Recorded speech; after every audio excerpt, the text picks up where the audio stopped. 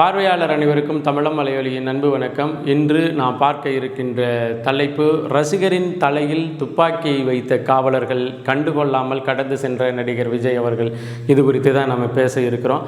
நடிகர் விஜய் அவர்கள் 3 நாட்களுக்கு முன்னதாக சென்னையிலிருந்து கிளம்பி மதுரையில் இறங்கி மதுரை வழியாக ஊட்டிங்கிற இடத்துல திரைப்பட காட்சி பதிவுகளுக்காக சென்ற செய்திகள், அவர் சென்னை விமான நிலையத்தில் பேட்டி கொடுத்த விதம், அதன் பிறகு மதுரை விமான நிலையத்தில் இறங்கி அவர் போன விதம், இது குறித்தெல்லாம் நம்ம பேசியிருந்தோம்.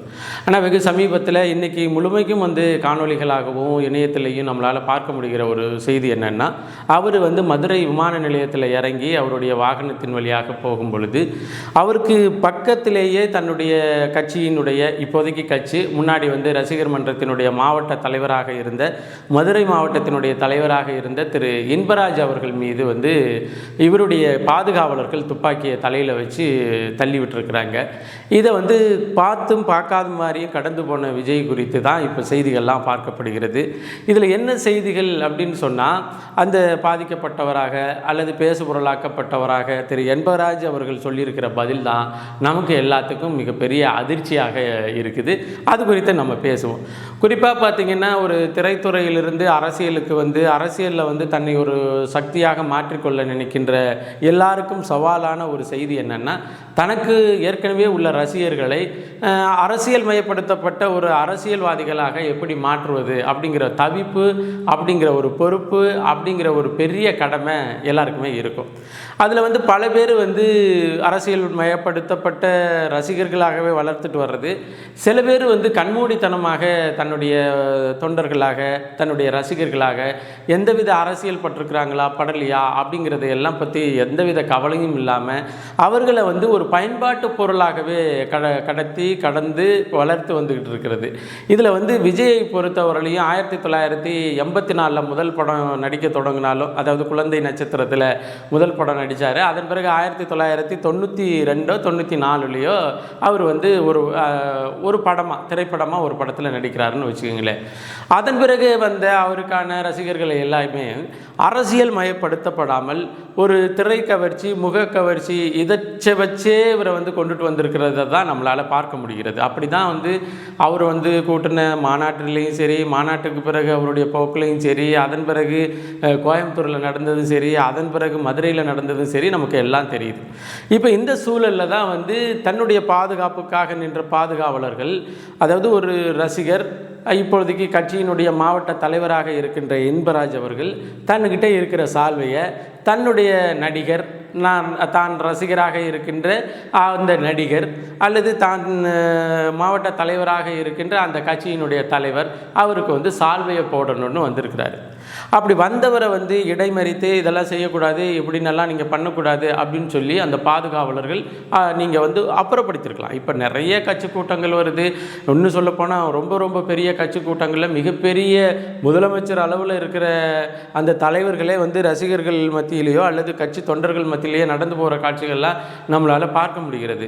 ஆனால் எந்த இடத்துலையும் தன்னுடைய பாதுகாவலுக்காக நிற்கின்ற காவலர்கள் முண்டி அடிச்சுட்டு வர்றவங்கள துப்பாக்கி வச்சு தலையில் வச்சு அப்படி அப்புறப்படுத்தப்பட்டு நம்ம பார்க்கவே இல்லை. ஆனால் இங்கே அது நடந்திருக்கு.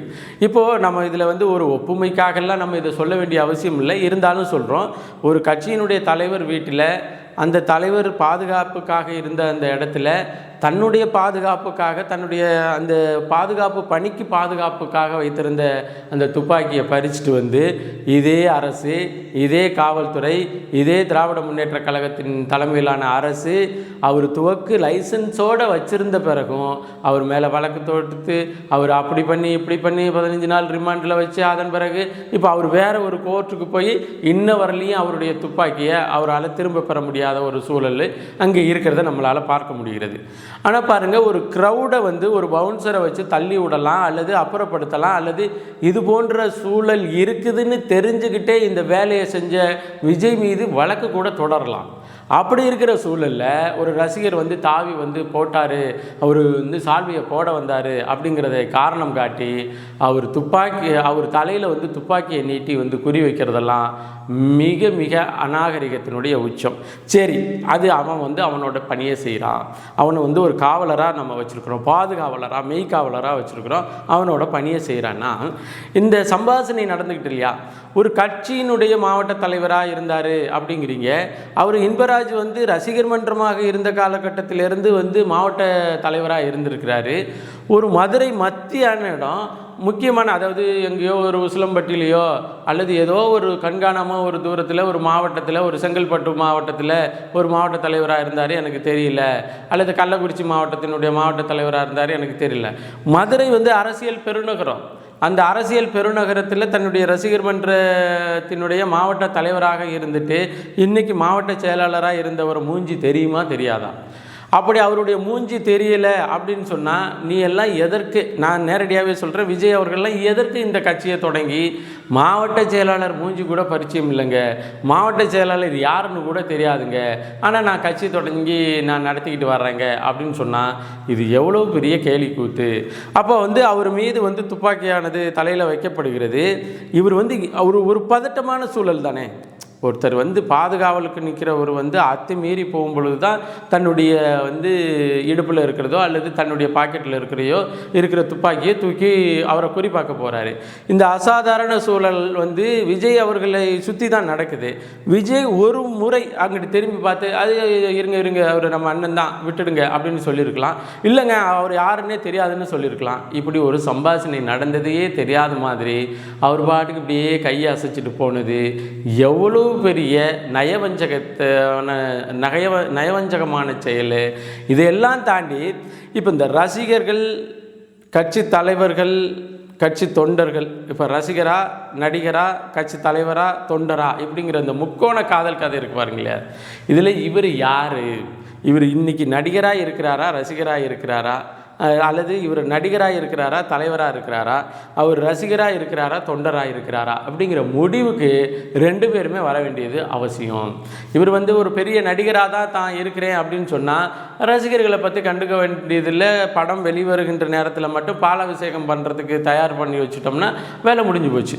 சரி, இது இவ்வளவு சம்பாஷணை நடந்திருக்கு. இந்த இன்பராஜ் யாருன்னு பார்த்து இந்த ஊடகம்லாம் போய் அவர்கிட்ட கேட்கும் பொழுது அவர் சொன்ன டேட்டா இருக்கு இல்லையா, அதுதான் ஒரு மானுட வரலாறு மிகப்பெரிய துயரம்னு நான் சொல்லுவேன். இது பருத்தி வீரன் படத்தில் ஒரு காதல் பாட்டு வரும். காதல் பாட்டில் வந்து பிரியாமணியும் நம்ம பருத்தி வீரன் கார்த்திக் அவர்களும் பாடுற மாதிரி அந்த காட்சி அமைப்பு. அந்த இதில் வந்து ஒரு உயிரை உருக்குகின்ற காதலை வெளிப்படுத்துகிறதுக்காக ஒரு 2 வரி வரும். நீ கொன்னா கூட குத்தம் இல்லை அப்படின்னு வந்த வரி. அதற்கு இது வந்து நீ சொன்னா சாகும் இந்த புள்ள அப்படின்னு சொல்லி 2வது வரி முடியும். நீ கொன்னா கூட குத்தம் இல்லை, நீ சொன்னாலே போதும் நான் செத்துருவேன் அப்படிங்கிற மாதிரி அந்த வரி முடியும். அப்படி தான் இன்பராஜ் அவர்கள் இன்றைக்கி பேட்டி கொடுத்துருக்கிறார். அப்போ பேட்டி கொடுக்கும்பொழுது அவர் என்ன சொல்கிறாரு அப்படின்னு சொன்னால், இவர் ரசிகராக நான் இருக்கிறேங்க, ஒரு மாவட்ட தலைவராக இருக்கிறேன், இது அவருடைய பாதுகாவலருக்காக செஞ்ச பணி, அதனால் இது ஒரு பெரிய செய்தியாக எடுத்துக்க வேண்டியது இல்லைங்க. இது ஒரு கூட்டத்தில் நான் வந்து முண்டி அடிச்சுட்டு போனதுனால அவங்க அது மாதிரி நடந்துக்கிட்டாங்கங்க. நான் முண்டி அடிச்சுட்டு போகாமல் இருந்தேன்னா அவங்க அது மாதிரி நடந்துக்க போகிறதில்ல. இது ஒரு பெரிய செய்தியாக எடுத்துக்க வேண்டியதில்லை, கடந்து போயிருக்கலாங்க அப்படின்னு சொல்லிட்டா அவர் ரசிகராகவோ அல்லது தொண்டராகவோ, கட்சியின் தொண்டராகவோ இருக்க ஒரு லாயக்கு உள்ளது. அவருக்குன்னு ஒரு சுயமரியாதை, அவருக்குன்னு ஒரு கௌரவம் இருக்குதுன்னு நம்ம நினச்சிக்கலாம். அவர் என்ன சொல்கிறாருன்னா, 33 வருடங்களாக தளபதியினுடைய பரம ரசிகன் நான். 33 வருஷமாக நான் தளபதிக்கு ரசிகராக இருக்கேன். அப்போ வந்து அவரை வந்து நான் பார்க்குறதுக்காக ஏகரி குதிச்சு வந்தேன். எத்தனை வருஷமாக மாவட்ட செயலாளருங்கிறத சொல்லலை, எத்தனை வருஷமாக கட்சிக்கு மாவட்ட செயலாளராக இருக்கிறேன், எத்தனை வருஷமாக ரசிகர் மன்றத்தினுடைய மாவட்ட செயலாளராக இருக்கிறேன் அப்படிங்கிற எந்த டேட்டாவும் சொல்லலை. 33 வருஷமாக தலைவர் தளபதி விஜய் அவர்களுடைய நான் ரசிகனேன். என் மேலே வந்து அவங்க துவக்க வச்சு அப்புறப்படுத்துறதுல எனக்கு எந்த வித பிரச்சனையும் இல்லை, நான் எந்த வருத்தமும் படலை, நான் மகிழ்ச்சியாக தான் நான் கடந்து கொள்கிறேன், இதை நினச்சிக்கிறேன், நான் மகிழ்ச்சியாக நினச்சிக்கிறேங்க அப்படின்னு சொன்னதை தாண்டி இன்னொன்று சொல்லியிருக்கிறாரு. இதற்காக விஜய் காவலர்கள் என்னை சுட்டா கூட தப்பு இல்லைங்க, நான் விஜய்க்காக உயிரை கொடுக்கறதுக்கு தயாராக இருக்கேன் அப்படின்ட்டாரு இந்த மனுஷன்.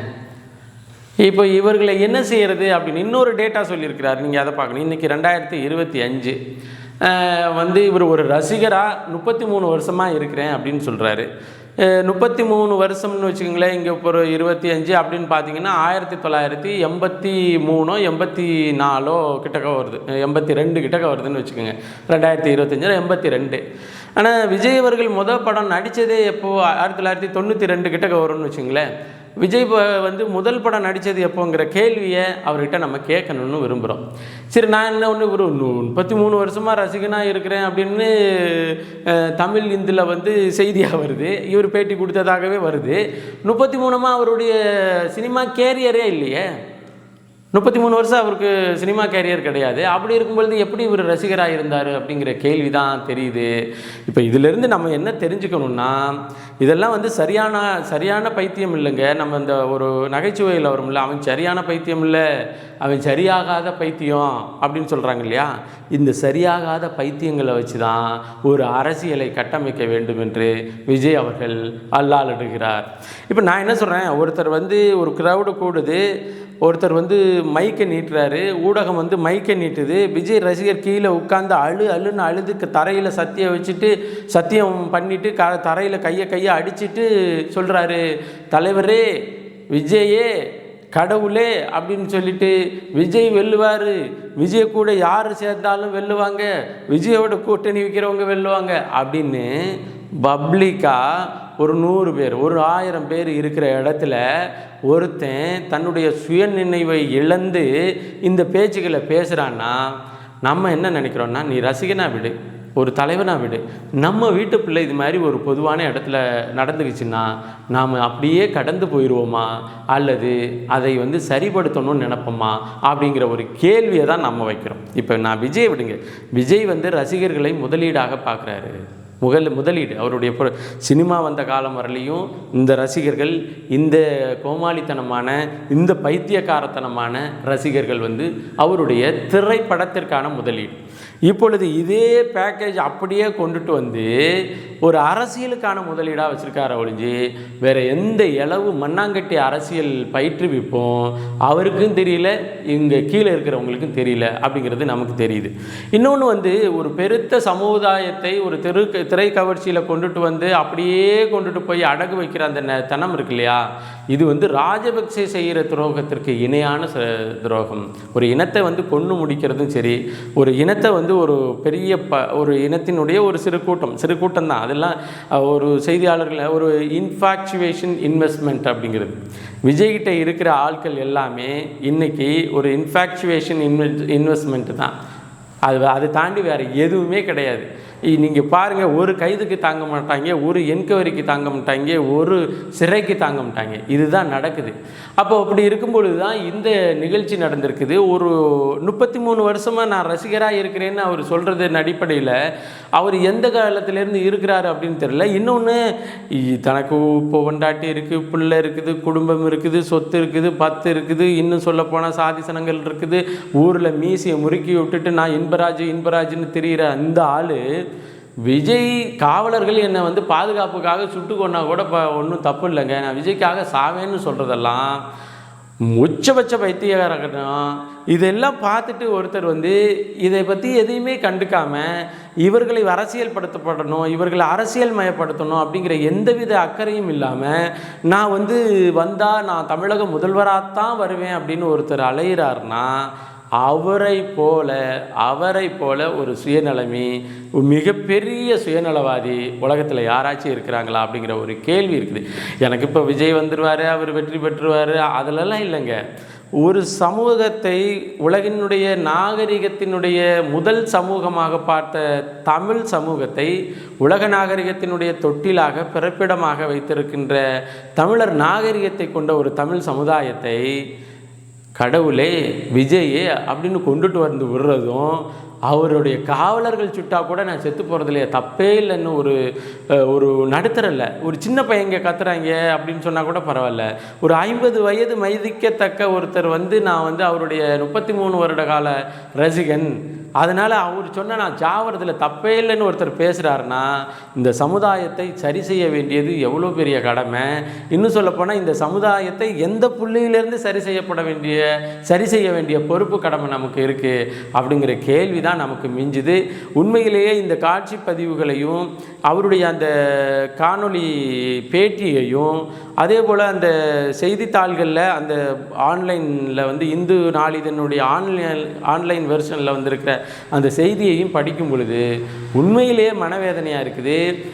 இந்த ரசிகர்களாக தெரிகிற இவர்கள் மீது மிகப்பெரிய மன வருத்தமும் கசப்பும் நமக்கு உருவாகுது. அதை தான் நம்ம பதிவு பண்ணோம். உண்மையிலேயே பார்த்திங்கன்னா கண்ணுக்கு எதிராக ஒரு சமுதாயம் வந்து வீணாக போகுது அப்படின்னு பார்த்துக்கிட்டே போகிறதுக்கு நம்ம கருணாநிதி ஜெயலலிதா இல்லைல்ல. தன்னுடைய ரசிகரின் தலையில் வந்து துப்பாக்கியை வச்சா கூட ஹாயின்னு கையை காமிச்சிட்டு போகிறதுக்கு நம்ம விஜயும் இல்லைல்ல. நம்மளுக்கு வருத்தம் வரதானே செய்யும். இந்த வருத்தத்தை நம்ம பதிவு பண்ணி தான் ஆகணும். இந்த சமுதாயம் திருந்த வேண்டும் என்று நம்மளால் முடிந்ததை செய்தே ஆக வேண்டும் என்ற கட்டாயத்தினால தான் இந்த பதிவை பதிவு செய்கிறோம். மீண்டும் ஒரு காணொளி பதிவில் இணைவோம். நன்றி, வணக்கம்.